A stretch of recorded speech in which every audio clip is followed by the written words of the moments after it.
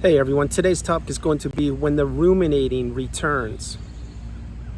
Think about that for a minute. Guys, if you like the content, please subscribe. So this is another video suggestion that came in from a viewer via email, and they are having concerns about ruminating, and they are having a difficult time letting parts of the past go, parts of their childhood and or parts of the narcissistic relationship.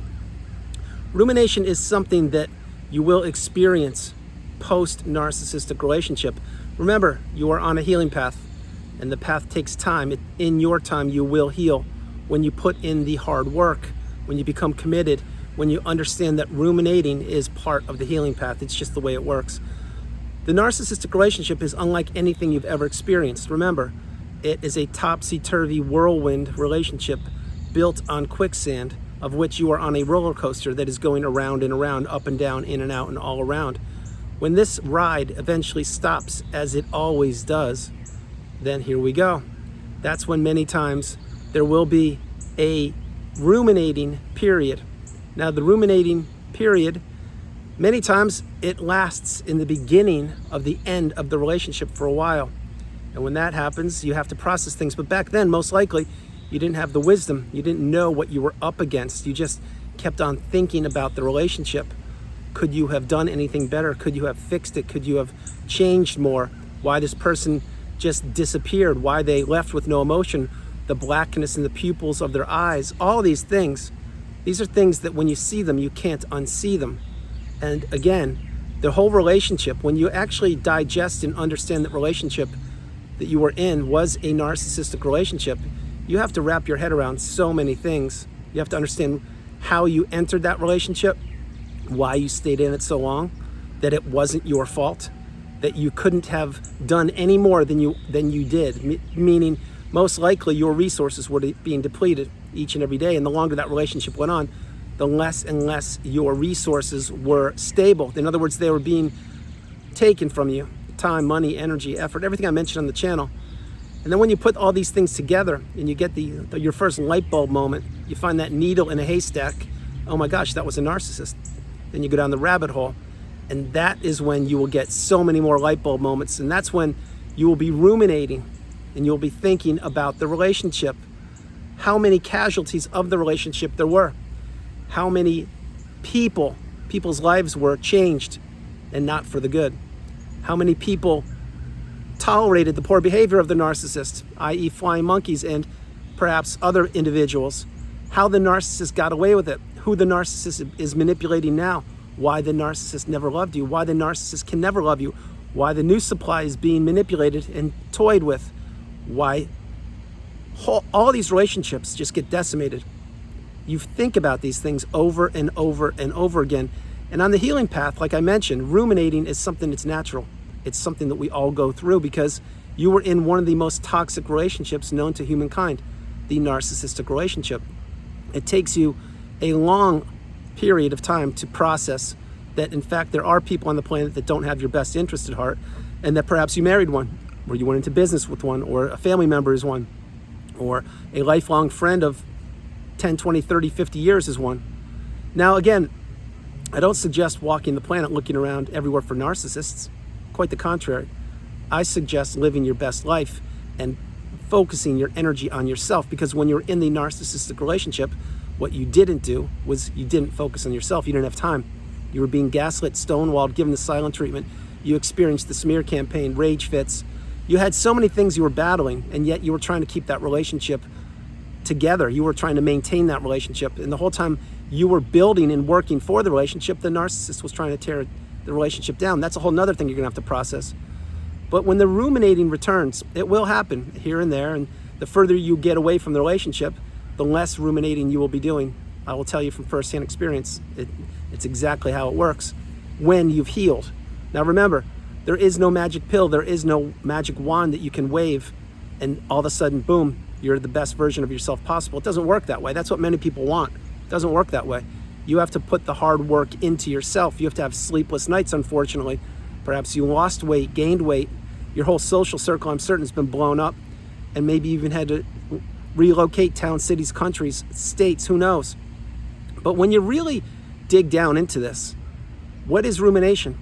It's when you have a lot of time on your hands and you're thinking about the past. You're thinking about what happened. You're thinking about the what ifs, the possibilities, and all of the behaviors and the experiences you had with that individual. Now, again, ruminating could be thinking about the future also. Just to give you a clear illustration, let's say you're in high school and you have to take a test this Friday and you didn't study for it. Well, here's the test. It's Friday and you didn't study and you're probably going to get a C on it, when in fact, if you studied, you probably would have gotten an A, and you're ruminating that because you don't want to take the test because you didn't study. That's a different example of ruminating.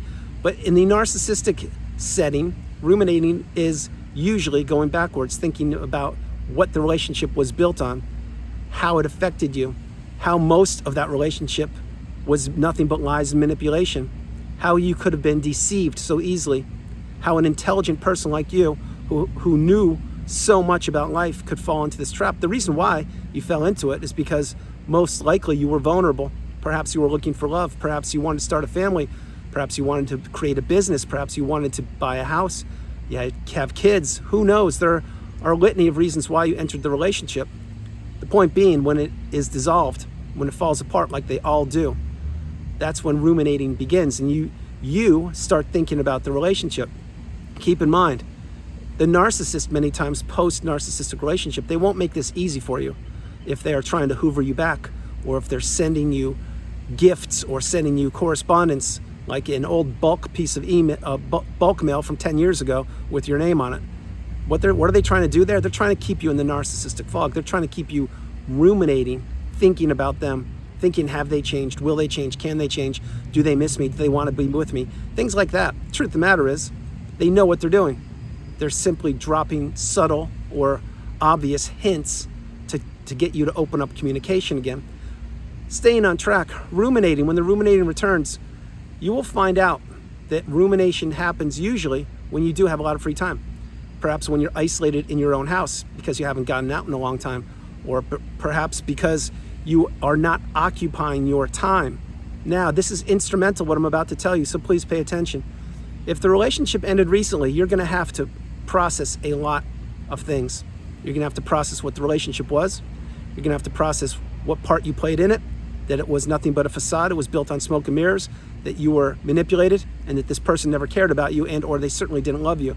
That's one layer. Another layer is perhaps you experienced financial abuse or future faking. Another layer. And to that, there are many sub-layers. Another layer is most likely your social circle has disintegrated and your friends have disappeared. It's true. It's what happens most times. But all of these things, when the relationship ends, you will want to be alone. Now, there's a big difference between being isolated by the narcissist and self-isolation, which is a topic I will do a video on in the future, meaning when you are self-isolating, you're in that cocoon of boundaries, and I created a video with that exact same title, The Cocoon of Boundaries. That's where you are healing. That's when you are going no contact. That's when you're blocking the narcissist. That's when you are processing the relationship, because post-narcissistic relationship, you do have to heal. It will take time. It will take a lot of time, but in your time, you will do it if you are persistent, if you are committed and dedicated and determined. You will do it. I did it. I'm living proof. But it's not easy. It's a road less traveled.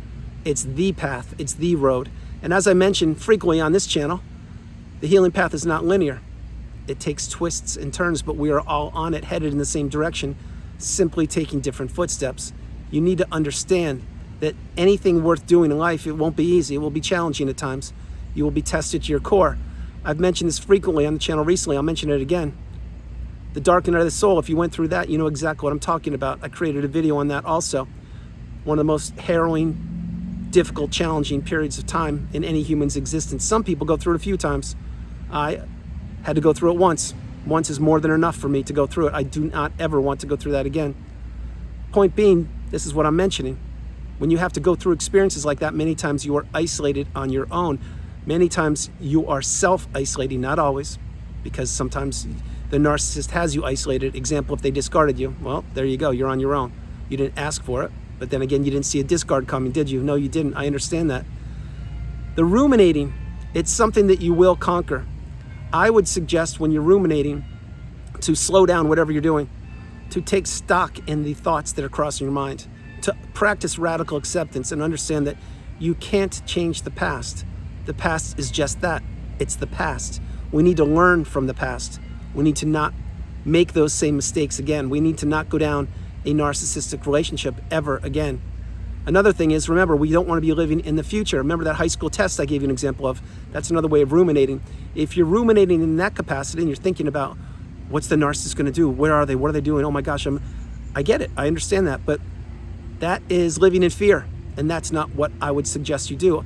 I would suggest you do neither of those. I would suggest you focus when you start ruminating about the past or the future. Center yourself. Understand that you're here in the present moment with me right here, right now. And you're fine. You're okay. Tomorrow is a new day. But don't get caught stuck ruminating. Don't do it. There will be periods of time post-relationship when, believe me, you will have little control over that. That's how I experienced it for a period of time. And then I slowly reframed the ruminations and they disappeared. Now, I'm not saying they disappeared overnight. It's not what happens. It takes a lot of patience, courage, and devotion. It takes journaling. It takes watching videos. It takes perhaps seeing a therapist. It takes creating. It takes self-discovery, self-awareness, and self-dedication. But when the ruminating returns, it is something that if you've really healed, or you're well on the healing path, I should say, if you're well on the healing path and the ruminating is still returning, that means you still have work to do. That's exactly what it means, because you still are thinking about things in the past and or in the future.